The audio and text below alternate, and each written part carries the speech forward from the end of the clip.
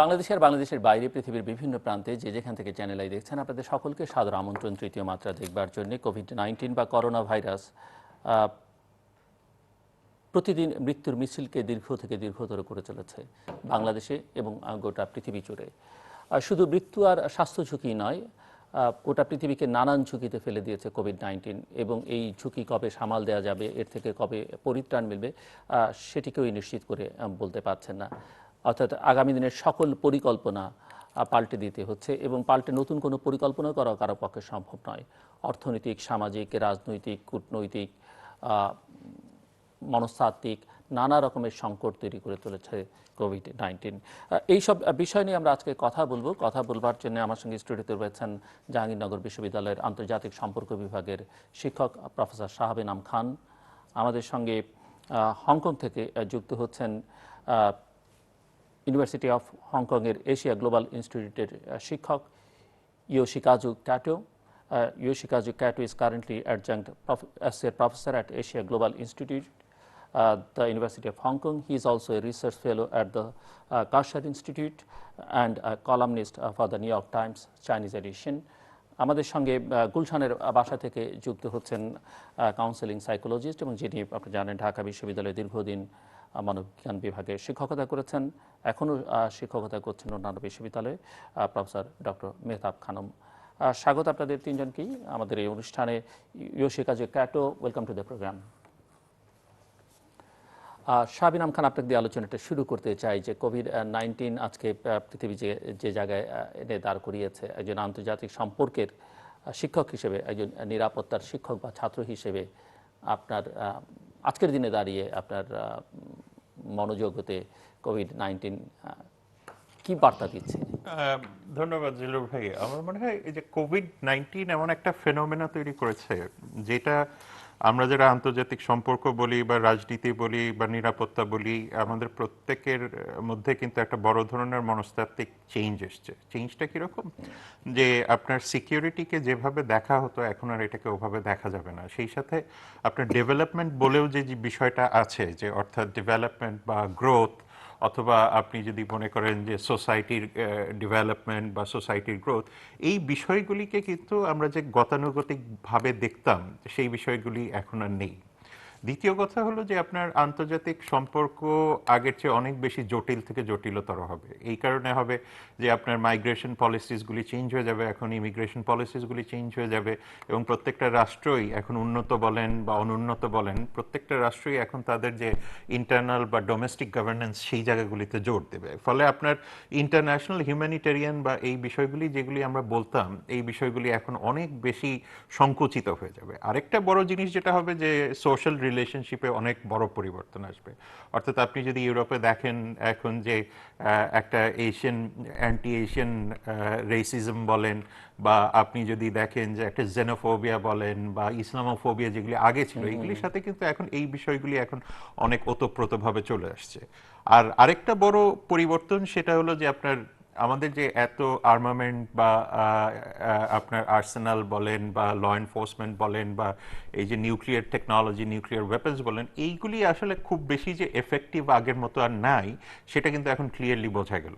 অর্থাৎ আপনি যত আপনার ইকোনমিক গ্রোথই থাকুক না কেন বা ডেভেলপমেন্ট থাকুক না কেন, আপনার মিলিটারি এক্সপেন্ডিচার থাকুক না কেন, এই পার্টিকুলার প্যান্ডেমিকের পরবর্তীতে কিন্তু দেখা যাচ্ছে যে যত মানুষ এতে সহজে আক্রান্ত হচ্ছেন তত মানুষ কিন্তু যুদ্ধে মারা যান না বা টেরোরিজমে মারা যান না। ফলে আপনার এখন সেই জায়গাতেও রাজনীতিতে একটা বড় পরিবর্তন আসবে। আর একটা ফান্ডামেন্টাল পরিবর্তন যেটা গতকালকে মার্কিন যুক্তরাষ্ট্রের রাষ্ট্রপতি ডোনাল্ড ট্রাম্প WHO অর্থাৎ ওয়ার্ল্ড হেলথ অর্গানাইজেশনকে দায়ী করছেন এই কোভিডের জন্য, আমার মনে হয় সেই জায়গাতেও আমরা একটা বড় রকমের পরিবর্তন দেখব। যে ইউএন সিস্টেমে বলেন বা WHO যেটা ইউএনের একটা স্পেশালাইজড অর্গানাইজেশন, এইসব জায়গাগুলিতেও এখন একটা বড় রকমের পরিবর্তন আসবে। আর সবশেষে যেটা যে চীন বা মার্কিন যুক্তরাষ্ট্রের মধ্যে যে একটা কোল্ড ওয়ারের মতো সিচুয়েশন দাঁড়াচ্ছে, সেইটাও আরো অনেক বেশি আগ্রাসী হবে এই কারণে যে মার্কিন যুক্তরাষ্ট্র এখন চীনকেই দায়ী করছে এই পুরো কোভিডের জন্য, এবং সেই ক্ষেত্রে তারা বিভিন্ন ধরনের আইনি ব্যবস্থাও গ্রহণ করছেন। ফলে আমরা দেখব যে এই জায়গাতেও একটা বড় ধরনের পরিবর্তন আসবে। আরো শুনবো আমি আপনার কাছ থেকে বিস্তারিত পরে। প্রফেসর মেহতাব খানম, আপনি একটু আমাদেরকে বলবেন যে কোভিড-19 তো আসলে আমাদের সামাজিক এবং দৈনন্দিন জীবনাচরণে একটা বড় পরিবর্তন নিয়ে এসছে, এবং এখন এই যে self quarantine, isolation, social distance, এগুলো আসলে মানুষের মানসিক স্বাস্থ্যের ক্ষেত্রে কি প্রভাব ফেলছে বলে আপনার ধারণা? এবং আমি একটু শুনতে চাইবো, যেহেতু আপনি মানসিক স্বাস্থ্য নিয়ে কাজ করেন এবং আপনার শরণাপন্ন অনেকেই হন, এই গত কয়েক মাস, আমি বলবো মার্চে বা এপ্রিলে বাংলাদেশ থেকে এই বিষয়ে কোনো কেউ আপনার শরণাপন্ন হচ্ছেন কিনা, যে এটি তাদের জন্য কোনো সমস্যা তৈরি করছে কিনা এই পরিস্থিতি? শুরু করেছি আমি অনলাইন সেশনটা দিতে, খুব পছন্দ করি না, অনেকেই আমাকে নক করেছিল, বাট আমি একটু সময় নিয়েছিলাম, আমি নিজেই একটু ধাতস্থ হতে চেষ্টা করছিলাম, কারণ আমিও তো একটি মানুষ, তো আমাকেও ভীষণভাবে নাড়িয়ে দিয়েছে, এবং বাড়িতে অনেক রকম অ্যাডজাস্টমেন্ট করতে হয়েছে। বাড়িতে যারা পার্ট টাইম কাজ করছিল তাদেরকে ছুটি দিতে হয়েছে, সেটাতে নতুন রকম অ্যারেঞ্জমেন্ট ইনভলভ হয়েছে। তো সবকিছু লাইফস্টাইলটার মধ্যে একটা বিরাট পরিবর্তন এসে গেছে। তো সেই জায়গাতে আমি মনে করলাম যে আমি আগে নিজে একটু সময় নিই, কাউকে সময় দিতে হলে তো নিজের মানসিক স্বাস্থ্য আগে খেয়াল করতে হবে। তো আমি আমার মানসিক স্বাস্থ্যের দিকে নজর দেবার জন্যই আমি আসলে অনলাইন সেশনে খুব একটা কমফোর্টেবলও না, সেজন্য আরো একটা কারণ ছিল যে আমি চাইনি অনলাইন করতে এত তাড়াতাড়ি।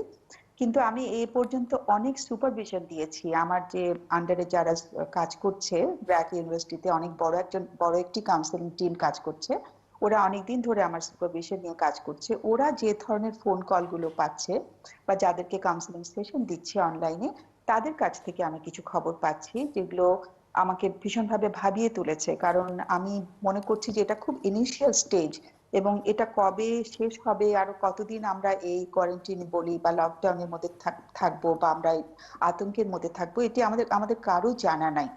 এই যে একটি অনিশ্চয়তা চলছে সবার জীবনে, সেটি কিন্তু কিছু কিছু আমরা উদাহরণ পাচ্ছি যে মানুষ কেমন ভাবে এটা দ্বারা মানে প্রভাবিত হচ্ছে বা এফেক্টেড হচ্ছে। তার একটি হচ্ছে যে মানুষের ঘুম হচ্ছে না, আতঙ্ক হচ্ছে, ঘুমাতে পারছে না, বারবার ঘুম থেকে উঠে যাচ্ছে। আরেকজন বলছে যে আমি যখন বাইরে যাচ্ছি তখন আমি বাইরে থেকে এসে ভীষণ আতঙ্কে থাকছি, আমি কোনটা ধরে ফেললাম, কোনটা আমি বাইরে গিয়ে কি কি ধরেছি সেটা সারাক্ষণ মাথায় কাজ করছে, এবং বাড়িতে এসে আমি কোনোভাবেই ভালো থাকতে পারছি না। আর যেটা হচ্ছে যে একসঙ্গে থাকার ফলে পরিবারের ভেতরে কিন্তু কিছু ভায়োলেন্স অলরেডি শুরু হয়ে গেছে। কারণ সব বাবা মার সাথে সব সন্তানের সম্পর্ক যে সবসময় খুব ভালো যায় তা না।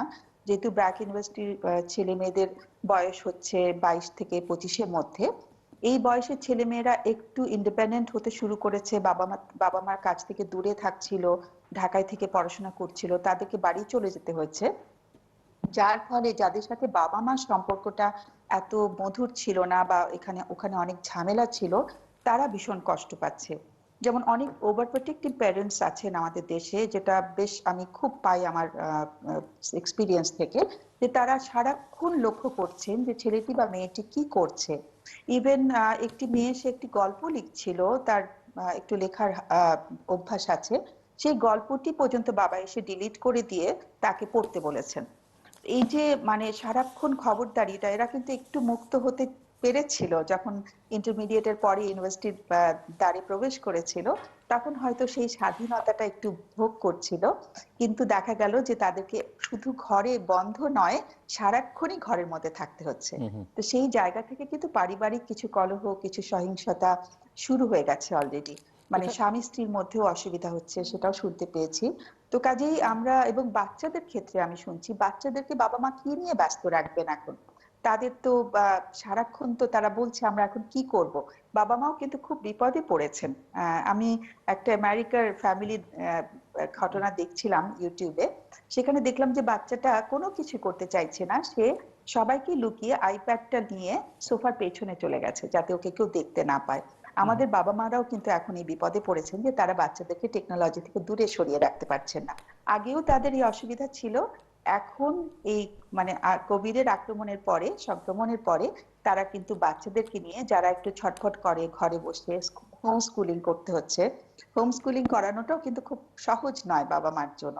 কাজেই অনেক ধরনের এবং বাচ্চারা তো একদিক থেকে হ্যাপি যে তারা বাসায় সময় কাটাতে পারছে, যাদের ইলেকট্রনিক ডিভাইসেসের প্রতি এক ধরনের আসক্তি তৈরি হয়েছে, তারা তো হ্যাপি আমার কাছে মনে হয় অনেক ক্ষেত্রে। এবং দ্বিতীয়ত হচ্ছে যে একসঙ্গে থাকার ফলে সমস্যাটা বাড়ছে, এটা যেমন সত্যি, আবার এটাও তো ঠিক যে নানান কারণে যখন এই অবস্থা ছিল না তখন অনেকের পরিবারের সকলের সঙ্গে দেখাও হতো না, তারা একসঙ্গে দীর্ঘ সময় কাটানি নয়। তো সেই জায়গাটা একটা ইতিবাচক দিকও কোভিড-19 তৈরি করে দিয়েছে যে ফ্যামিলির সবাই সবার সঙ্গে।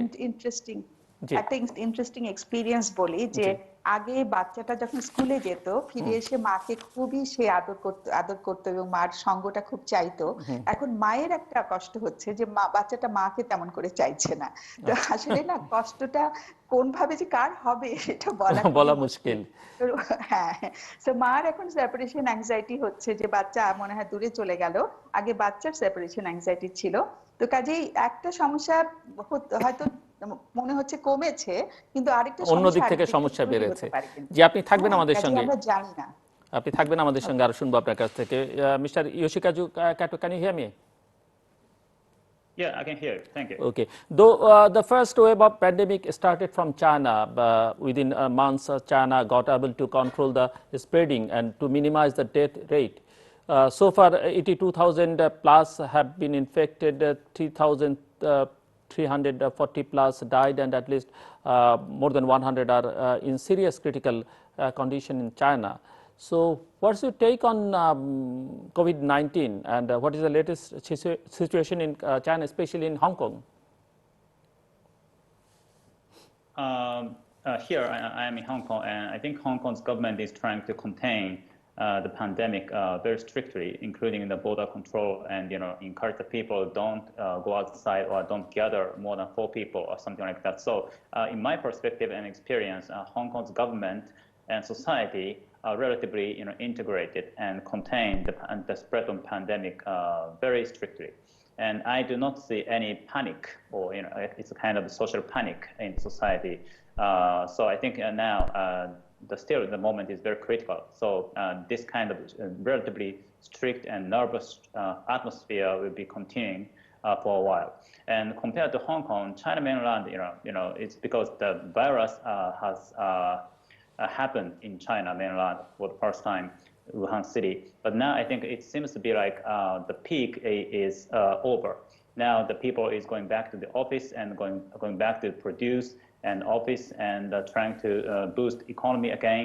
So now the situation is something different with the rest of the world, because China now given some statements from President Xi Jinping and Li Keqiang Premier.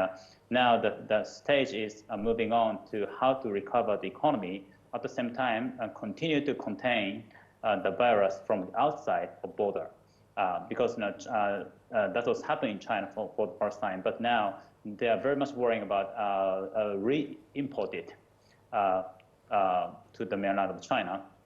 So now these are 2 things. One is continue to contain the virus, the re-outbreak of the virus from the outside, and at the same time how to reboost the economy, because now the National Congress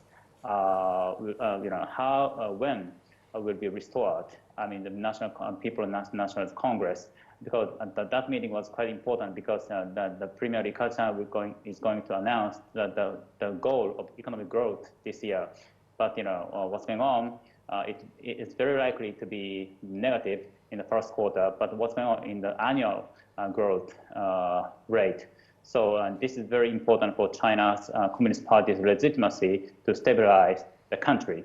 So I think basically the 2 things, 2 challenges for China. Now China is trying to do this simultaneously and contain the virus, and at the same time how to restore the economy. So this is what China faces at the moment. Okay. Kato, China spends almost 6% of its GDP on healthcare, and almost everyone has health insurance, and per capita GDP has been consistently low compared to OECD countries. Do you think the government should be more careful regarding public health issues, and should China start thinking about public health in an outbreak context instead of individual care? Obviously, now Chinese government is trying to advertise a new normal. Now it's no longer kind of 2-digit growth. Now it's more like 5 to 6 growth. That would be okay.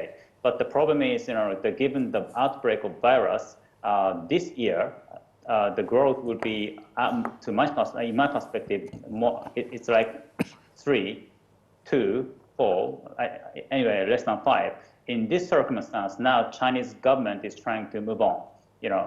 Less emphasis on growth itself, but more like social justice, including what you mentioned, the healthcare system. So this is what Chinese public is widely concerned about. How to improve their livelihood, including their the healthcare, insurance, and social welfare, and social disparity. These are everything are on the table now. So I believe Chinese government is trying to take advantage of the virus and shift their focus or priority to the quality of economy, quality of people's life, quality of urbanization. So this is what the Chinese government is trying to do at the moment. Shahab, অনেকে বলছেন যেটা নতুন বিশ্ব ব্যবস্থায় পৃথিবী প্রবেশ করছে, এবং এই নতুন বিশ্ব ব্যবস্থায় আসলে কোভিড-19 ডিপ্লোম্যাসিটা কি হবে, মানে কোভিড-19কে কেন্দ্র করে আন্তর্জাতিক সম্পর্কের মাত্রাগুলো কি দাঁড়াবে, কূটনৈতিক সম্পর্কের মাত্রাগুলো কি? এই প্রশ্নটা খুব ওতপ্রোতভাবে বাংলাদেশের হিউম্যান সিকিউরিটির সাথে জড়িত, যেটা মেহতাব আপা বললেন যে মেন্টাল হেলথ বলেন বা সোশ্যাল হেলথ বলেন বা সোশ্যাল সাইকোলজি, আপনি যদি সাউথ এশিয়া ওভারঅল ধরেন আফগানিস্তান থেকে বাংলাদেশ পর্যন্ত, তাহলে আপনার জিডিপিতে হেলথ এক্সপেন্ডিচার আছে হলো 5.25%. This is an average. সেইখানে আসিয়ানের 10.42% এবং ওইসিডির সেইখানে আছে 16.23%. সো আপনার পাবলিক হেলথে যে এক্সপেন্ডিচার আছে সেটার মধ্যে একটা পার্ট হলো মেন্টাল হেলথ বা অ্যাডোলেসেন্ট হেলথ বা অন্যান্য যে হেলথগুলি বলছেন, সেইটার সংখ্যা আরও নিতান্তভাবে কম। ফলে আমরা যখন সিকিউরিটি নিয়ে অ্যানালিসিস করি বা আমরা যখন ইকোনমিক র্যাশনাল ডিসিশনগুলি নিয়ে অ্যানালিসিস করি, তখন কিন্তু আমরা এই জিনিসটা দেখি যে তার মেন্টাল র্যাশনাল থট প্রসেসটা কি আছে এবং সে এটাতে কতটুকু ডিসিশন নিতে পারে। এই ডিসিশন নেওয়ার ক্ষেত্রে ধরেন সিকিউরিটিতে বলেন, সোশ্যাল বলেন, ইকোনমিক বলেন, পলিটিক্যাল র্যাশনাল ডিসিশন মেকিংগুলি, সেটার সাথে কিন্তু মেন্টাল হেলথ অত্যন্ত গুরুত্বপূর্ণভাবে জড়িত। যে কারণে বাংলাদেশের পলিটিক্যাল ডিসিশন মেকিং বা বাংলাদেশের ইকোনমিক ডিসিশন মেকিং আপনি দেখবেন যে ইউথকে শুধুমাত্র এমপ্লয়মেন্ট এন্টিটি হিসেবে দেখা হয়। এমপ্লয়মেন্ট এন্টিটিতেও যদি আপনি দেখেন, সেখানেও কিন্তু দেখবেন যে 18 to 25-এ কিন্তু একটা লার্জ চাঙ্ক প্রতি বছর যোগ হয় 10 লাখের উপরে। ফলে আমাদের যে টোটাল সোসাইটিটা তৈরি হচ্ছে, সেই জায়গাতে যেটা মেহতাব আপা বললেন যে এই প্যারানয়া বলেন বা প্যারাডক্স বলেন বা স্কিজোফ্রেনিক একটা অ্যাটিটিউড বলেন বা বাইপোলারিটি, যেই ধরনের কম্পোজিশনই আপনি বলেন না কেন, আমাদের এই জায়গাতে একটা বড় রকমের ঘাটতি হচ্ছে। আরেকটা ঘাটতি এটার সাথে আসছে, যেটা আপনার গভর্নেন্সের ক্ষেত্রে হয়েছে। গভর্নেন্সের ক্ষেত্রে কি হয়েছে যে আপনি যে হিসাবটা দিচ্ছেন সেটা হলো যে প্রতি 10 লাখে আমি 80 জনকে টেস্ট করছি। ফলে আপনি টেস্টের উপরে যে ফেইথ, পাবলিক ফেইথ, কিংবা আমরা যেটাকে বারবার বলি যে পলিটিক্যাল বা ইকোনমিক কমিউনিকেশন বা সোশ্যাল কমিউনিকেশন, সেই জায়গাতে একটা বড় রকমের দুর্বলতা আমাদের এক্সপোজ হয়েছে। কিভাবে সেটা হয়েছে, যে যেমন ধরেন আজকের পত্রিকাতে যদি দেখেন যে 26 তারিখে আরএমজি ফ্যাক্টরিগুলি খুলে দেওয়া হবে। টেকনিক্যালি 25 তারিখ পর্যন্ত পাবলিক হলিডে আছে, 26 তারিখে খুলতেই পারে। এখন এটাকে কেন্দ্র করে যারা আসবেন, যারা আসার প্রিপারেশন নিচ্ছেন, এবং আদৌ কি লকডাউন আগে বের হবে কি 26 তারিখে খুললে তাকে আগেই রওনা দিতে হবে স্বাভাবিকভাবে। ফলে এই যে আমরা একটা হজবরল সিচুয়েশনে সবসময় থাকি, এই কমিউনিকেশনগুলি আলটিমেটলি বাংলাদেশের যে ইকোনমিক স্টেবিলিটি বলেন বা আমরা যে প্যারাডক্সগুলি বলি যে আমার জন্য কি ডেভেলপমেন্টটা আগে বা মানে আরএমজি সেক্টর যেটাকে আমরা ডাইভার্সিফাই করতে পারি নাই আমাদের ইকোনমিকে, শুধুমাত্র আরএমজি থেকেই 80% আসে, তাদেরকে রেখে কি আমি হিউম্যান সিকিউরিটিকে অফশোর করব আর হিউম্যান সিকিউরিটিকে রেখে ডেভেলপমেন্টের সাথে কম্প্রোমাইজ করব? তো এই চয়েসেসগুলি কিন্তু চলে আসে, ফলে এগুলি কিন্তু পলিটিক্যাল হেলথ বলেন, পলিটিক্যাল মাইন্ডসেট বলেন, এইসব জায়গায় কিন্তু একটা বড় রকমের এফেক্ট করবে। ফলে বাংলাদেশের যে সোশ্যাল স্টেবিলিটি, যেটা মেহতাব আপা খুব ভালো করে ওনারা অ্যানালিসিস করতে পারেন, যে সোশ্যাল স্টেবিলিটিতে পোস্ট কোভিডে যে আমরা কতটুকু প্রোডাক্টিভ থাকবো এবং আমাদের হিউম্যান প্রোডাক্টিভিটিটা কতটুকু হবে, সোসাইটি কি কনফ্লিক্ট প্রোন হবে না সোসাইটিতে আরো বেশি কনজারভেটিভ অ্যাটিটিউড আসবে? কারণ আপনার decision making a public health, public safety এগুলি কিন্তু একসাথে চলে আসে। ফলে আপনি যদি আমাদের 14% যে আলট্রা পভার্টিতে বা পভার্টি লাইনের নিচে আছে, ব্র্যাকেট স্টাডিতেই আছে যে তাদের অনেকেই কিন্তু এখন সেই লাইন থেকে নিচে চলে যাচ্ছে। ফলে তাদেরকে আবার তুলে আনা এবং এনে সেইখানে রিহ্যাবিলিটেট করতে যেই পরিমাণ ইকোনমিক ইনসেন্টিভ ইনজেক্ট করতে হবে, সেটা করার জন্য যে ডেলিভারি মেকানিজমটা দরকার, করার জন্য যে কমিউনিকেশনটা দরকার, করার জন্য যে ইন্টিগ্রিটিটা দরকার। আপনি যদি পত্রপত্রিকায় খোলেন যে চালের চুরি থেকে শুরু করে সবকিছু, প্রত্যেকটা জিনিসই কিন্তু আপনার সোশ্যাল সাইকোলজিতে এফেক্ট করে, যেটা মেহতাব আপা বললেন। ফলে আমি যখন একটা দরিদ্র মানুষ, আমি কি আদতে কালকে সকালে চাল পাবো কি না, এইটার যে একটা বড় প্রেশার, সেটা হয়তো আমরা ঢাকায় বসে যারা এসিতে বসে আছি বা এখান থেকে ডিসকাশন করছি, তারা হয়তো এই এংজাইটিটা বুঝতে পারছি না। এই এংজাইটিটার যে স্পিল ওভার এফেক্ট আছে, এই স্পিল ওভার এফেক্ট কিন্তু আলটিমেটলি আপনার সোশ্যাল স্টেবিলিটিতে একটা এফেক্ট করবে। আর লাস্ট যেটা, যখন আপনি বাংলাদেশের সম্পর্ক বিশ্বের সাথে দেখবেন, সেই ক্ষেত্রে যদি আমি বলি যে আমার আরএমজি লস করছে, সেই কারণে আমার আরএমজি এখন বিশ্বের, আপনি যখন এই ওয়ার্কারদের যদি কোনো কারণে কোভিড আক্রান্ত হয়, করোনা ভাইরাস আক্রান্ত হয়, আপনার মনে আছে নিশ্চয়ই যে রানা প্লাজার সময় কি হয়েছিল।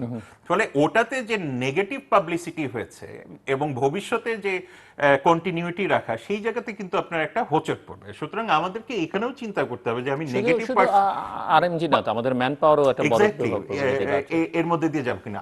আর যদি রেমিটেন্সের কথা ধরেন, তাহলে তো আপনি মিডল ইস্ট যতটুকু ভালনারেবল হবে, এবং আমি আগেই প্রথমে বলেছি যে মাইগ্রেশন বা ইমিগ্রেশন সাংঘাতিক রকমের আগের চেয়ে অনেক বেশি রিজিড হয়ে যাবে। আপনি যদি রেফিউজি সাইকোলজি ধরেন এই মুহূর্তে, এবং আপনি যদি কক্সেস বাজারে যে এই যে 8.5 লাখ রেফিউজি আছেন, উনাদেরকে যদি ধরেন যে তাদের প্যান্ডেমিকে কি হবে, অর্থাৎ তাদের যদি এফেক্টেড হয় হোস্ট কমিউনিটির সাথে, তাদের যদি কোনো দ্বন্দ্ব বাজে, সেখানেও কিন্তু একটা বড় রকমের প্রবলেম হবে। ফলে বাংলাদেশের যদি বহির্বিশ্ব, আপনি সাউথ এশিয়াতে একরকম হবে, মায়ানমার আসিয়ানের সাথে একরকম হবে, মিডল ইস্টের সাথে আরেক রকম হবে, এবং মিডল ইস্টে যতটুকু ভালনারেবিলিটি হবে, অর্থাৎ আপনার রেমিটেন্সের উপরে ততটুকু প্রেশার আসবে।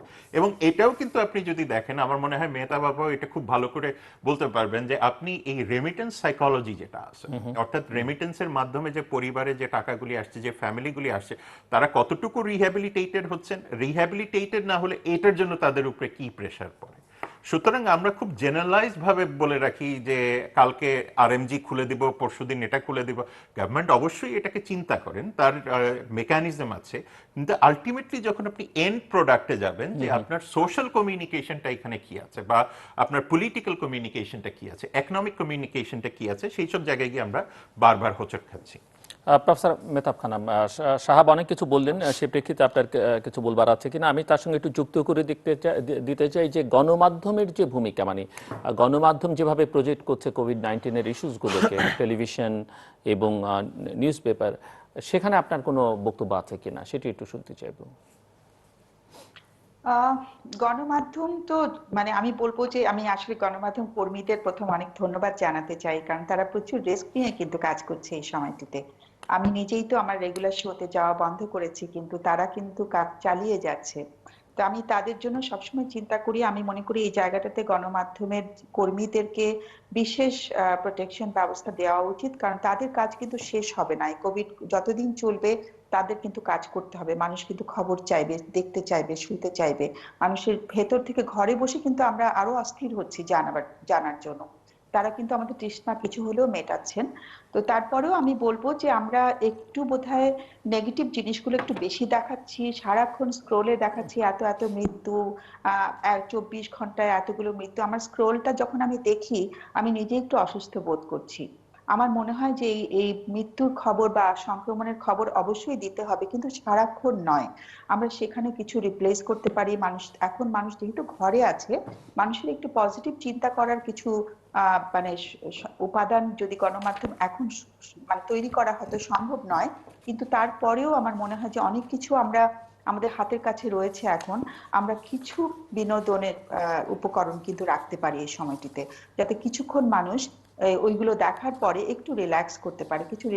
কিছু কিছু যেমন আমরা জানি যে যখন মানুষ আতঙ্কে থাকে, অ্যাংজাইটিতে থাকে, তখন মেডিটেশন, এক্সারসাইজ, তারপরে কিছু ইয়োগার এক্সারসাইজ, এগুলো কিন্তু ভীষণ কাজে দেয়। আমি কিন্তু ইন্ডিয়ান টেলিভিশন এগুলো আগে সবসময় দেখতাম, ভোরবেলা শুরু হতো ইয়োগা। আমরা সেরকম কিছু কিন্তু দেখাতে পারি, যেটা আমাদের ভীষণভাবে ব্রেইনকে রিল্যাক্স করবে, বডিকে রিল্যাক্স করবে। এবং যেহেতু আমাদের মন ভালো থাকলে শরীর ভালো থাকে, এবং মনের স্ট্রেস কমলে আমাদের বলা হচ্ছে ইমিউন সিস্টেমটা ভালো কাজ করে। তো কাজে এরকম যাতে ইমিউন সিস্টেম যাতে ভালো কাজ করে, সেরকম কিছু খাবারের তালিকা, সেরকম কেন কি মানে কিছু কেন গুলোর উত্তর আমি খুব কম পাই। বলা হয় যে এটা 6 ফিট দূরত্ব রাখতে হবে, কিন্তু 6 ফিটটা কেন, সেই জিনিসটা কিন্তু পরিষ্কার ভাবে আমরা জানতে পারি না। তো আমার মনে হয় যে কোভিড নিয়েও অনেক বেশি আমরা আরো স্পেসিফিক কিছু ইনফরমেশন দিতে পারি, কিভাবে মানুষ আরো সাবধান হবে, প্লাস কিছু বিনোদন এবং কিছু সেলফ কেয়ার আমরা আরো ভালো কি করে করতে পারি। সেলফ কেয়ার কেন দরকার, কেন মেন্টাল হেলথ এত ইম্পর্টেন্ট, যেটা সাহাব বললেন যে আমরা মেন্টাল হেলথের দিকে একেবারেই গুরুত্ব দিইনি কিন্তু সোফার। এবং মেন্টাল হেলথ কিন্তু একটা খুবই নেগলেক্টেড এরিয়া, এটা খুব একটা স্টিগমাটাইজড এরিয়া সবসময়। তো কাজে আমার মনে হয় যে মেন্টাল হেলথ যে ভালো রাখাটা কত বেশি জরুরি আমাদের এমনি দৈনন্দিন জীবনে, কোভিড বা অন্য কিছু না থাকলেও সেই জায়গাটার গুরুত্বটা আমি অ্যাজ এ প্রফেশনাল আমি মনে করি এটার গুরুত্বটা আরো বেশি করে তোলা উচিত। কারণ আমাদের ইমিউন সিস্টেমকে শুধুমাত্র ভালো খাবার দিয়ে, শুধুমাত্র সুষম খাদ্যাভ্যাস দিয়ে কিন্তু আমরা আমাদের ইমিউন সিস্টেম বাড়াতে পারবো না, আমাদের স্ট্রেসটা কমাতে হবে। এবং সেই জায়গায় গণমাধ্যমের একটা ভূমিকা আছে বলে মনে করছি। আমার কথায় তো খুব বেশি পরিবর্তন আসবে বলে আশা করছি না, তারপরেও যেহেতু সুযোগ পেয়েছি প্রশ্নটাকে আমি উত্তর দিতে চেয়েছি, সেই সূত্রেই বলা। আর যেটা আমি বলতে চাইছি, জি বলেন আপনি, মানে আশা তো থাকতেই হবে আর কি। জি হ্যাঁ, যেটা বলতে চাইছি যে আমি কিন্তু কিছু খবর পাচ্ছি, এখানে একজন চাইনিজ প্রফেসর আছেন, শুনতে পাচ্ছি যে ওখানে 25% ডিভোর্স রেট হাই হয়ে গেছে ওদের কোভিড এর সংক্রমণের পরে, এবং অনেক বেশি মেয়েরা ডিভোর্স ফাইল করেছে। কারণ ঘরে থাকতে গিয়ে যেটা সমস্যা হয়েছে, মেয়েরা কিন্তু বুঝতে পেরেছে যে কে কতটা তাকে সাহায্য করছে। কারণ ঘরটিকে যেহেতু মেয়েদের একটা এরিয়া বলা হয়, এটা মেয়েদেরই কাজ কাজ ওখানটাতে, এই জায়গাটাতে এসে কিন্তু ছেলেদের ভূমিকাও কিছু নিতে হয়েছে। তো যেই ছেলেরা, যাদের পার্টনাররা সেই ভূমিকাটা যথেষ্ট পালন করেননি, তিনি কোঅপারেট করেননি, তার পার্টনারের কষ্টটা বুঝতে পারেননি। একটি মেয়ে বলছিল, চায়নার একটা মেয়ের কথা শুনছিলাম, যে সে বলছিল যে তার হাজবেন্ডকে, পার্টনারকে সে আরো ভালো করে চিনতে পেরেছে during this process, during this period, এবং সে তার সিদ্ধান্ত নিতে অনেক সুবিধা হয়েছে। তা আমার কিন্তু ওই জায়গাটাতে একটা ভয় হচ্ছে যে আমাদের ডিভোর্স রেট এমনিতেই যথেষ্ট বেড়ে যাচ্ছিল হু হু করে, এবং এটি আরো বাড়বে কিনা সেটি নিয়ে কিন্তু খুব শঙ্কা কাজ করছে আমার।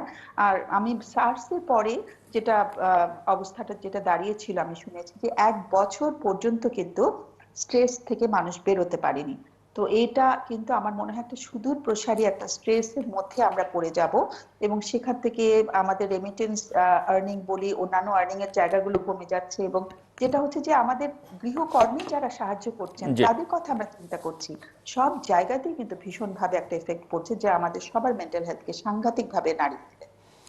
Kato, according to different sources, media sources, think tank sources, that the coronavirus could cost China's economy 60 billion USD this quarter. GDP will shrink by 1%. 5 million people already lost their job. China factory closure spread. Investment dropped by 24.5%. Exports decreased by 15.9%. Industrial production fall by 13.5%. Services production reduced by 13%. Do you think the COVID-19 pandemic caused a great recession in the Chinese economy? Very obviously. Now China is very closely engaged in the globalization, global economy. So it is not only about China. I mean, in terms of the Chinese economy, this is not only depending on China itself, but it would be affecting by what's happening in the rest of the world. So now China's focus is, in my understanding, China's focus is one thing is how to encourage the people back to work. but it depends on different region. For example, like Shanghai or some continental cities, in my understanding, most of them are back to the office. But in Beijing, the capital of the country, Beijing is still very strictly controlling a lot of things, including in the border control, or you don't go outside too much, or you only allowed to work in the office 2 days in a week or something like that. So different approaches are implemented at this moment. But this is not only how the Chinese economy is going on, but now the Chinese economy is very much affected by what's happening outside of the country. So now China is concerned about what's happening in the UK, United States, and Europe, or some Japan, because in order to boosting the Chinese economy, they have to take care of what's happening outside the world. So I think now, maybe a month ago, China was a bit confident to restore the economy, for example, implement some fiscal policy or financial policy or boosting investment. Through these approaches, Chinese economy could be fixed. Maybe it takes time, maybe 2 or 3 years, not only this year. Maybe in the next year would be recovered like 8% or something like that. But yes. Though China is the world's second largest economy, is it possible for China to mitigate the economic crisis within years, 2, 3, 4? I would say less than 5. Less than 5 this year. Okay. I would say, in my perspective, okay, around 2 to 3. of course, Kato, the New York Times reported China stopped its economy to tackle coronavirus. Now the world suffers. Are you agree with this statement? Will COVID-19 mark a turning point for the coronavirus economy, Chinese economy?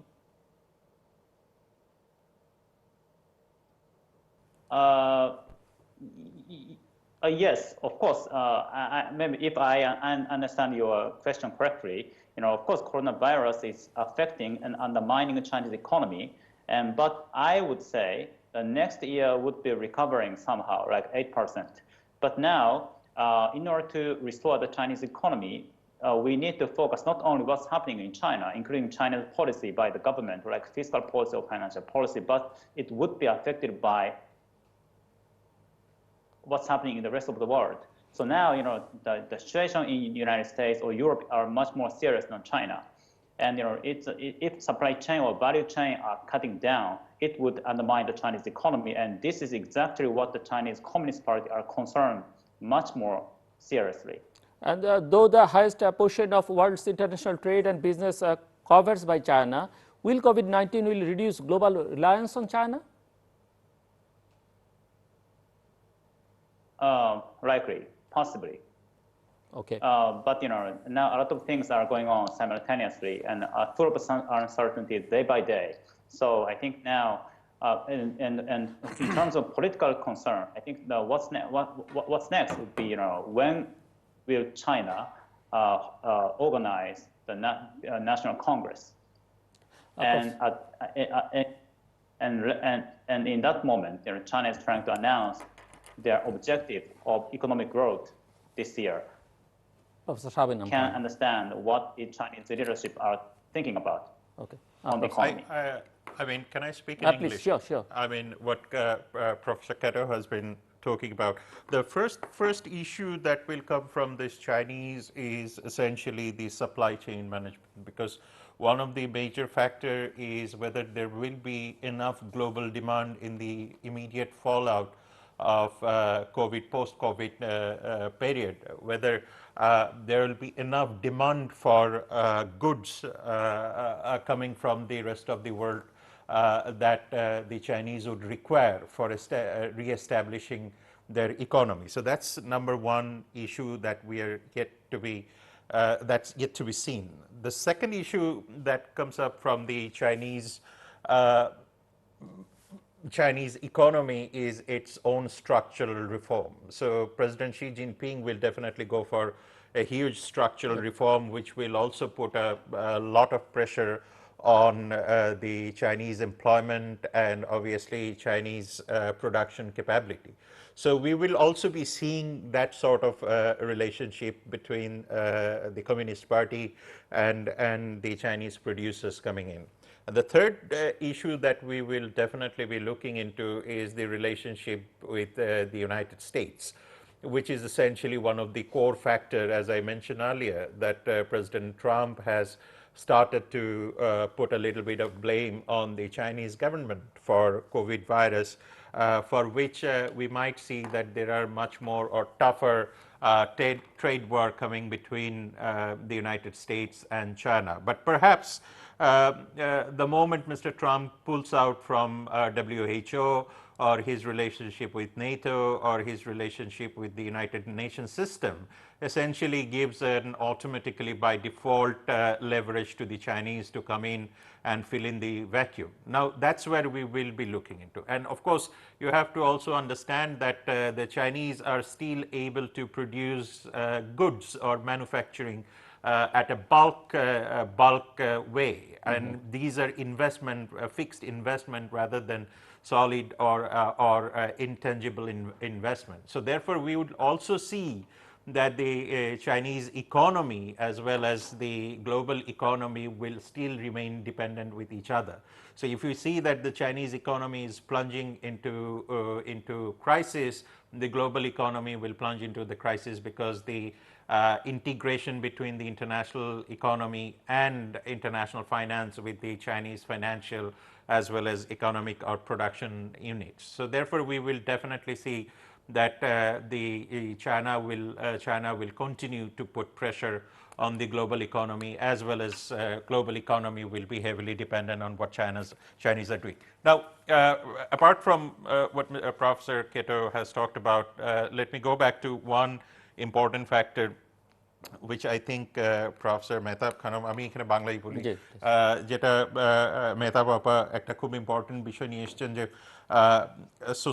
Social growth বা এই জায়গাগুলিতে, বা যেটা উনি television কন্টেন্টের কথা বললেন, I think এই জায়গাতে একটা বড় কাজ করার জায়গা রয়েছে। এখানে দেখা যাচ্ছে যে বাংলাদেশের যে ব্রডকাস্ট মিডিয়া, সেই জায়গাতে কিন্তু মানুষের কনফিডেন্স লেভেলটা অনেক কমে গেছে। এই কারণে যে ক্রিয়েটিভ কন্টেন্ট থেকে শুরু করে, আগে যেরকম আপনি 80-র দশকে 90-এর দশকে হুমায়ুন ফরিদির নাটক হবে বা আসাদুজ্জামান নূরের নাটক হবে, আপনি সপ্তাহ জুড়ে বসে থাকতেন, এই ধরনের আর্ট কিন্তু আগের মতো আর নাই। প্লাস আপনি যখন ভারতের যেটাকে আমরা বলি যে খুবই নিম্নমানের যে সিরিয়ালগুলি দেখানো হচ্ছে, সেই জায়গায়ও কিন্তু একটা আপনি পাবলিক অ্যাপিল তৈরি করতে পেরেছেন, যে কারণে আমার মনে হয় যে এই কন্টেন্টের জায়গায়, যেটা তথ্য মন্ত্রণালয় হয়তো মানুষ কি বলছেন বা সেটাতে নজর না দিয়ে, বরং তারা এখন দেখতে পারেন যে এখানে কন্টেন্ট কিভাবে তৈরি করা যেতে পারে, সোশ্যাল মিডিয়াতে কিভাবে বেটার কন্টেন্ট যেতে পারে। কারণ আমাদের একটা বড় কনসার্ন কিন্তু মিস ইনফরমেশন, ফেক ইনফরমেশন।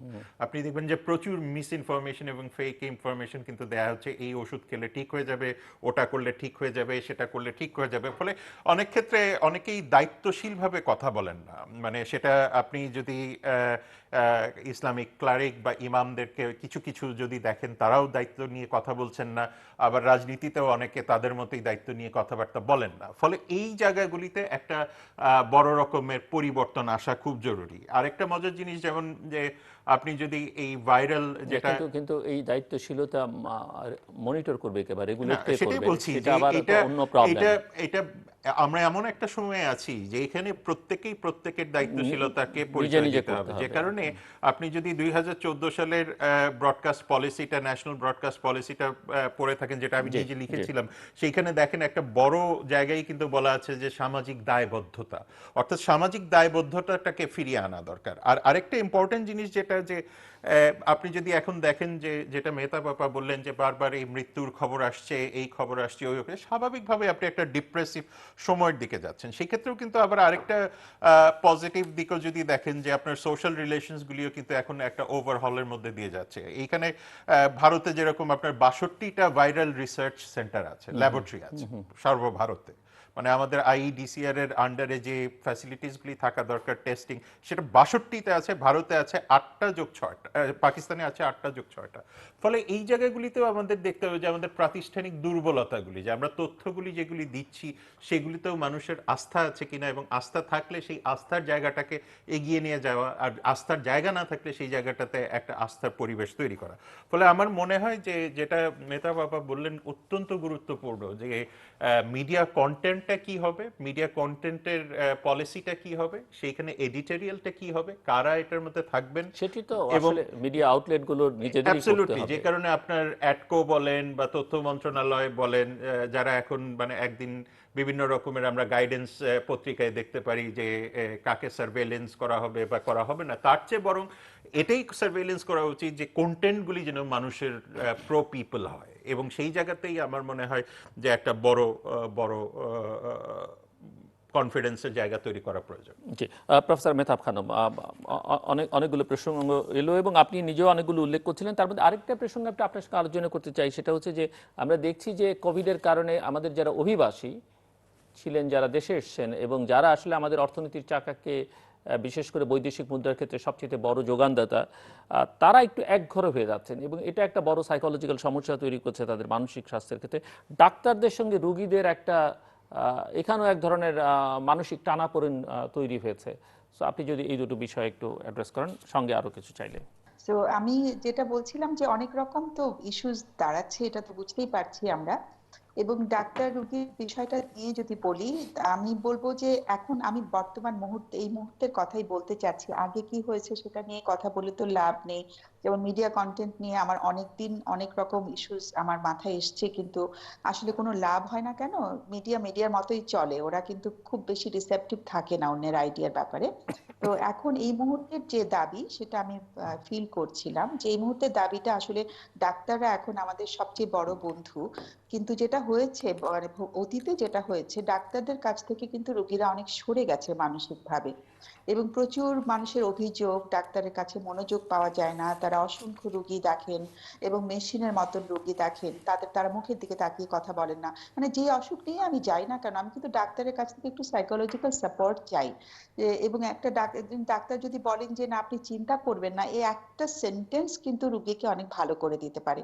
কিন্তু হার্ডলি ওরা মুখের দিকে তাকাচ্ছেন, এরকম অভিজ্ঞতা অনেকে। আমি সবার কথা বলছি না, সব ডাক্তাররা হয়তো বিরক্ত হবেন যে না সবার কথা ঢালাও ভাবে বলা হচ্ছে।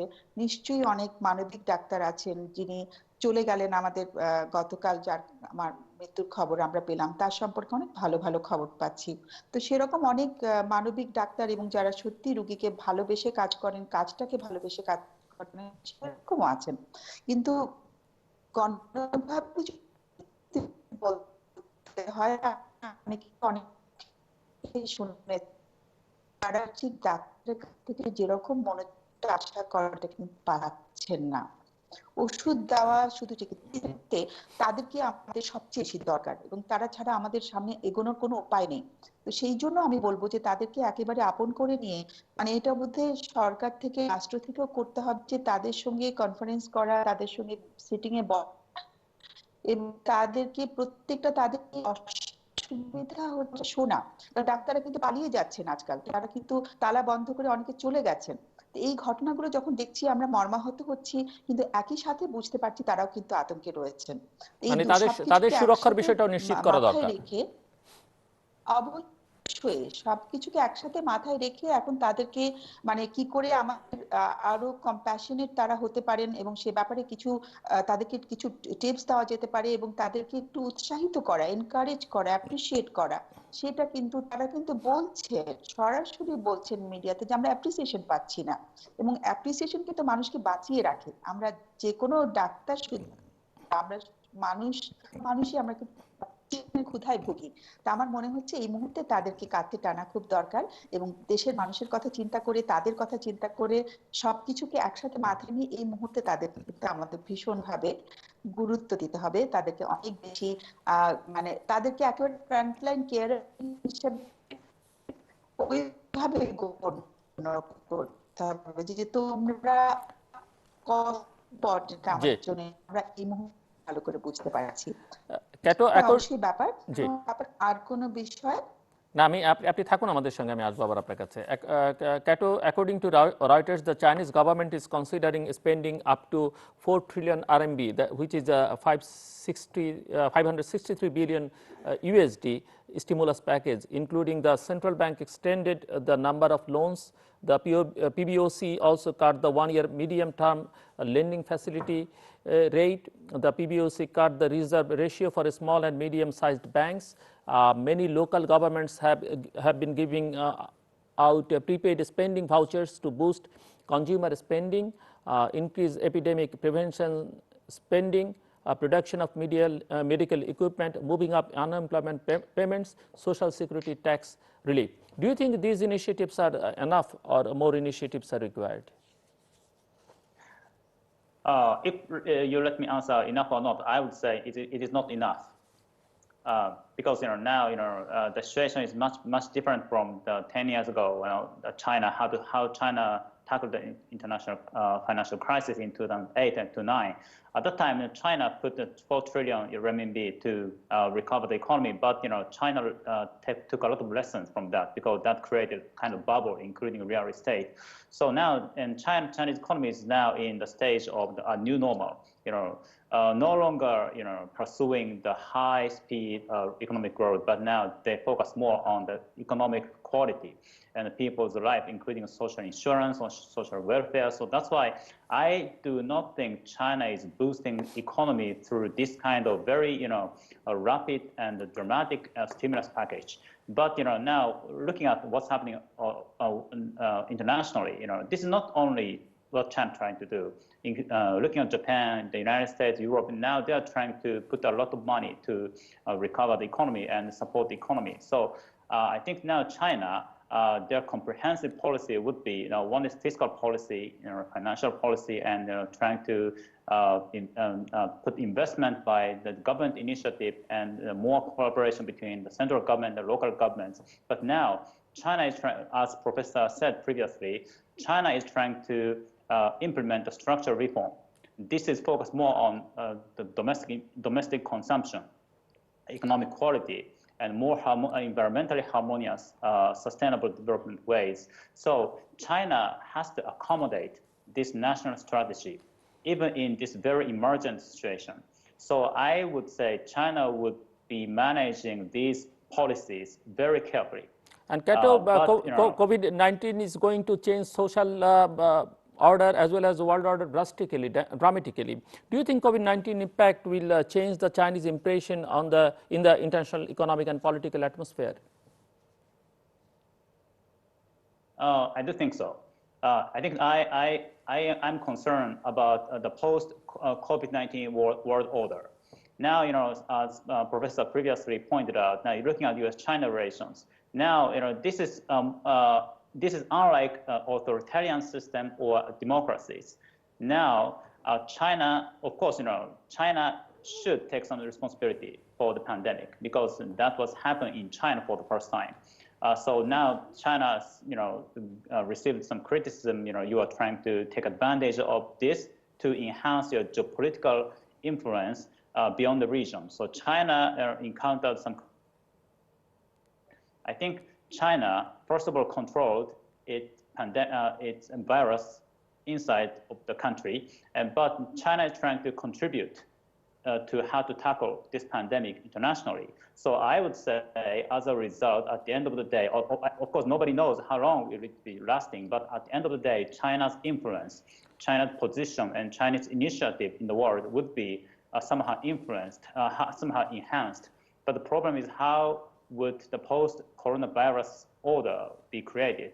So, it's unipolar world or multipolar or bipolar, it depends on how the world and particularly major powers like the United States and China could collaboratively tackle this virus. So, it depends. It takes time to watch what's happening, what's going on. And that China also has a great impact on trade and politics of the Asia-Pacific region. So how it's going to affect China's position in the regional trade and politics? How can it affect regional cooperation as well? Very briefly, please. Yeah, I think, like TPP, RCEP, or Belt and Road Initiative, now they are suspended in front of the coronavirus issues. So it's very hard to see, how the regional cooperation and integration is going on, how would be impacted by the coronavirus.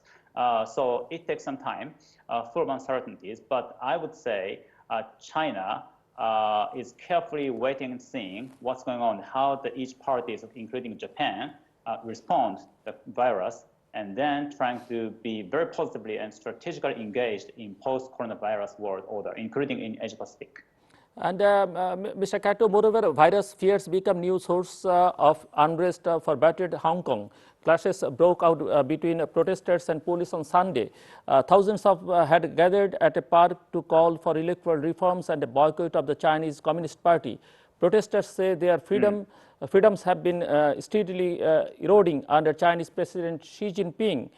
They also urging other countries to launch sanctions against Hong Kong's government if it does not allow residents to directly elect legislative council members this year. How do you explain this unrest of Hong Kong? I think the Hong Kong, it's me, right? Yeah. Hong Kong turbulence since last June has not ended yet. Because now it's a kind of break because everybody are concerned about coronavirus. But after this unknown period of virus, I think a lot of political turbulence, political turmoil will be back because those protesters, who are pursuing freedom, political freedom and democracy, they are not giving up. আমরা একটু শেষের দিকে চলে এসেছি। আমরা একটা উদ্যোগ দেখলাম যে সার্ককে আবার পুনরুজ্জীবিত করার কি অবস্থা শেষ পর্যন্ত? আমার মনে হয় এটা খুব ইম্পর্টেন্ট একটা জায়গা সার্ক, কারণ সার্কের কিন্তু অনেকগুলি ম্যান্ডেট আছে। একটা বড় ম্যান্ডেট হলো যে সার্ক ডেভেলপমেন্ট ফান্ড আছে, প্লাস সার্কের কিন্তু কাউন্টার টেররিজম বলেন, সিকিউরিটি বলেন, ন্যাচারাল ডিজাস্টার বলেন, প্রত্যেকটা জায়গাতেই কিন্তু তার স্পেসিফিক রোল আছে। ফলে এইটাকে রিভাইভ করার জন্য 6 বছর পরে যে ভারতের প্রধানমন্ত্রী নরেন্দ্র মোদী ইনিশিয়েটিভটা নিয়েছেন, আমার মনে হয় এটা অত্যন্ত সাধুবাদ পাবে এবং আমার মনে হয় যে সার্কের ভবিষ্যৎ আরেকবার হয়তো বা আমরা মূল্যায়ন করে দেখতে পারি যে এটা ভবিষ্যতে কি করতে পারে। কারণ সার্কের যে মিটিংটা হয়েছিল, ভিডিও কনফারেন্স, যেটা মাননীয় প্রধানমন্ত্রী ছিলেন এবং পাকিস্তান এবং অন্যান্য রাষ্ট্রগুলি ছিল, সেখানে কিন্তু খুব ভালো ভালো কিছু প্রপোজাল এসছে। একটা প্রপোজাল এসছে যে র্যাপিড রেসপন্স টিম তৈরি করা ডাক্তারদেরকে নিয়ে, সেটা ভারত থেকে প্রপোজালটা এসছে। ভারত $10 বিলিয়ন দিতে চাচ্ছে, সার্ক ডেভেলপমেন্ট ফান্ড থেকে $5 মিলিয়ন আসছে। আবার বাংলাদেশ থেকেও কিন্তু খুব ভালো একটা প্রপোজাল এসছে যে একটা প্রিভেন্টিভ ইনস্টিটিউট করা, যে ভবিষ্যতে যে প্যান্ডেমিকগুলি আসবে এবং নিশ্চিতভাবেই ভবিষ্যতে আরও প্যান্ডেমিক আসবে সেইগুলিকে দেখা। এবং পাকিস্তান কিন্তু এখানে গভর্নেন্সের কথা বলেছে এবং চীনের এক্সপার্টিসকে নিয়ে আসার কথা বলেছে। নেপাল, ভুটান, মালদ্বীপ কিন্তু পুরোটাই কালেকটিভ অ্যাপ্রোচের কথা বলেছে যে প্যান্ডেমিক কালেকটিভ অ্যাপ্রোচ ছাড়া করা যাবে না। এবং আফগানিস্তান থেকে কিন্তু একটা সেন্ট্রাল টেলিমেডিসিন সেন্টার করার কথা বলা হয়েছে যে সাউথ এশিয়াতে যেহেতু ডিসপ্যারিটিটা বেশি, সুতরাং একটা মেডিসিন সেন্টার যদি করা যায় তাহলে হয়তো আফগানিস্তানে যে আছেন বা বাংলাদেশে যে আছেন বা রিমোট ভুটানে যে আছেন তারা হয়তো এটা থেকে বড় রকমের সুবিধা পাবেন। আমার মনে হয় এই জায়গাটা আরেকটা হলো বিমস্টেকের জায়গাটা আছে। বিমস্টেকের একটা স্পেসিফিক স্ট্র্যান্ডই আছে পাবলিক হেলথের উপরে। ফলে সেখানেও কিন্তু আপনি মিয়ানমারকে নিয়ে আসতে পারছেন, থাইল্যান্ডকে নিয়ে আসতে পারছেন। ফলে একদিকে যখন আপনি 8টা দেশকে নিয়েও কাজ করতে পারেন, ওদিকে আপনি কিন্তু অ্যাডিশনালি মিয়ানমার এবং থাইল্যান্ডকেও আনতে পারেন, যেখানে বাংলাদেশের স্বার্থ সরাসরিভাবে জড়িত আছে, রোহিঙ্গা ইস্যু থেকে শুরু করে বে অফ বেঙ্গল এবং আসিয়ান মার্কেটে নিজেদের অ্যাক্সেস তৈরি করা। ফলে আমার মনে হয় যে এইসব জায়গায় রিজিওনাল ইনস্টিটিউশনসগুলি আগের চেয়ে অনেক বেশি অ্যাক্টিভেটেড হবে। Professor Mehtab Khanam, any final remarks? কোনো যেটা বলতে চাইছিলাম যে এটা তো আমাদেরকে করোনা ভাইরাসের যে এখন যে জায়গাটাতে আমরা রয়েছি, আমরা প্রতিদিন খারাপের দিকে যাচ্ছি, এটি যদিও আমাদেরকে ভীষণভাবে মনটাকে দুর্বল করে দিচ্ছে, আতঙ্কিত করছে সবসময়, তবে সবকিছুর কিন্তু ভালো দিকও রয়েছে। আমরা যদি একটু গুড সাইডস গুলো খেয়াল করি, যে এটা কিন্তু আমাদেরকে অনেক কিছু শেখাচ্ছে। মানে আমরা তো কখনো চিন্তা করিনি যে বৈশ্বিক এরকম একটা বড় ধরনের একটা ভীতিকর পরিস্থিতিতে সবাই পড়ে যাবে বৈশ্বিকভাবে। এটি যে আমাদেরকে নতুন করে শেখাচ্ছে, আমি খুব আশা করব যে এখান থেকে আমরা শিক্ষাগুলো নেব। এটা থেকে আমরা যে মানে নতুন একটা উপলব্ধি এলো সবার মধ্যে, এই উপলব্ধিগুলো আমরা যদি কাজে লাগাই, আমার কাছে মনে হচ্ছে যে হেলথ সিস্টেমের কথা আমি বলছিলাম যে আমরা ডাক্তারদের প্রতি আমরা একটু বিরূপ হয়ে গিয়েছিলাম, মানে আমি যদি বেশিরভাগ মানুষের কথা জি চিন্তা করে বলি, সেই হেলথ সিস্টেমে একটা পরিবর্তন আমাদের মনে হয় বড়ভাবে আনতে হবে। আমাদের সোশ্যাল সিস্টেমটাকে ভালো করে বুঝতে হবে। আমাদের যে স্কুলে যে কারিকুলাম, আমি কালকে একটু আলোচনায় শুনছিলাম যে আমাদের পড়াশোনা বন্ধ হয়ে আছে, ক্লাস হচ্ছে না। আমি কিন্তু এটাকে বড় ধরনের সমস্যা হিসেবে দেখছি না। আমার কাছে মনে হয় যে স্কুলে বাচ্চারা আসলে কি শিখছে সেই ব্যাপারটাতে কিন্তু যথেষ্ট মনোযোগ আমরা এতদিন দিইনি। আমার মনে হয় এই জায়গাটাতে যে লাইফ স্কিলস শেখানোর যে ভীষণ একটা প্রয়োজন, যে আমরা ভালো থাকার জন্য, যখন আমরা ভালো থাকছি তখন কিন্তু আমরা সবার সাথে ভালো আচরণ করতে পারছি। তো জি কাজে সবার মধ্যে যদি লাইফ স্কিলস গুলো থাকে, stress management, critical thinking, creative thinking, interpersonal relationship, এই জায়গাগুলোতে আমরা যদি উন্নয়ন ঘটাতে পারি, আমরা কিন্তু অনেক বড় বড় ধরনের এই যে আমাদের ভয়ঙ্কর জিনিসগুলো চলে আসে প্যান্ডেমিকের মতন, আমরা এগুলোকে মোকাবেলা কিন্তু আরো ভালোভাবে করতে পারবো। তো কাজে আমি মনে করছি বিশেষ করে পাবলিক হেলথের প্রতি অনেক জি বেশি গুরুত্ব দিতে হবে। পাবলিক হেলথ অনেক একটা নেগলেক্টেড এরিয়া, মেন্টাল হেলথের উপরে গুরুত্ব দিতে হবে। এই জায়গাগুলোতে আমরা যেন এখান থেকে শিক্ষা নিয়ে আগামীতে আরো বেশি জোরদার করতে পারি। Kato, we are almost at the end of the program, so very briefly, any observation about recent Chinese initiative for the world that marked as mask diplomacy? Even Brookings reported mask diplomacy, how coronavirus upended generations of China-Japan antagonism. Is it good sign for the China-Japan relationship? Of course, in front of the virus and crisis, China and Japan should cooperate. And I've been concerned, China's mass diplomacy or corona diplomacy, and to influence the position on Japan-China relation. But now we are tackling together in front of the crisis. So beyond that, we need to try to arrange what's going on in the post-coronavirus period. Now because everything is suspended. But after tackling together, how the issues or agenda be arranged, including Xi Jinping's visit to Japan, that is postponed. But I don't know how long would be postponed. And Tokyo Olympics game postponed as well. So next year would be very much critical for Japan as well as Japan-China relations. Okay, Professor Shahab Enam, খুব ছোট্ট করে। আমার মনে হয় যে আমাদের অনেক কিছুই করার আছে, এতে মিডিয়ার রেসপন্সিবিলিটিটা একটু বাড়ানো দরকার। পলিটিক্যাল কমিউনিকেশন, ডেভেলপমেন্ট কমিউনিকেশনগুলিকে আরেকটু রিফাইন করার প্রয়োজন আছে, এবং আমার মনে হয় ভবিষ্যতের জন্য আমরা যত তাড়াতাড়ি ইকোনমিক বলেন বা পলিটিক্যাল বলেন বা সোশ্যাল গভর্নেন্সকে জোরদার করতে পারি ততই মঙ্গল। অনেক ধন্যবাদ professor Shahab Enam Khan, professor Yoshikazu Kato and professor Mehtab Khanam. অনেক ধন্যবাদ Yoshikazu Kato, thank you very much, thank you so much indeed for being with us. দর্শক, আমরা কথা বলছিলাম কোভিড-19 এবং তার প্রভাব, প্রতিক্রিয়া, পার্শ্ব প্রতিক্রিয়া, নানান কিছু নিয়ে। আমার অতিথিরা যেসব বিষয়ে মনোযোগ দিয়েছেন সেটা হচ্ছে যে হিউম্যান সিকিউরিটির উপরে অনেক বেশি জোর দিতে হবে, আমাদের হেলথ সিস্টেমকে ইমপ্রুভ করবার দিকে, এবং তার মধ্যে বিশেষ করে পাবলিক হেলথ এবং মেন্টাল হেলথের দিকে মনোযোগটা অনেক বেশি দিতে হবে। আমাদের সোশ্যাল সিস্টেমকে আরও বেশি শক্তিশালী করবার দিকে মনোযোগ দিতে হবে এবং আমাদের লাইফ স্কিলের দিকে আরও বেশি মনোযোগ দিতে হবে। সব মিলিয়ে আসলে পৃথিবীর এখন নতুন করে ভাবতে হবে, অনেক কিছু নতুন করে করবার আছে, পুরনো ধ্যান ধারণা, আচার আচরণ অনেক কিছুই বদলে ফেলতে হবে আমাদের, এবং সম্পর্কের দিকগুলোতেও নতুন করে ভাবতে হবে। সেটি আমরা রাজনৈতিক বলি, পারিবারিক বলি, সামাজিক বলি, আন্তর্জাতিক বলি, সকল ক্ষেত্রেই কূটনৈতিক সম্পর্কের ক্ষেত্রেও নতুন করে ভাববার সুযোগ হয়তো কোভিড-19 তৈরি করে দিয়েছে।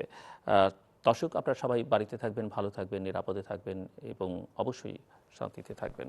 আপনাদের সবার জন্য শুভকামনা।